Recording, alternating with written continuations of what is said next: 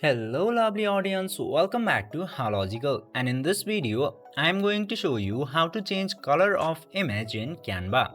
So without any further ado, let's dive right into this exciting video.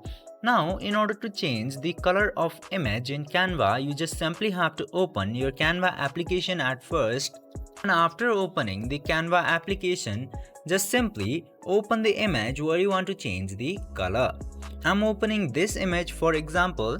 And now after opening the image, you will get to select the image first, and then Canva will give you the option of colors and filter. Just simply choose any of the option, but in this case filters will be more appropriate. And after that, just simply put the filter in the photo and change the color of the picture as you want, and after that tap into the same filter and you can change the intensity from here.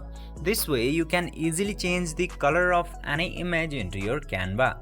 I hope this video was helpful for you. If yes, don't forget to like, share and subscribe to the channel to never miss another update. Thank you for watching the video.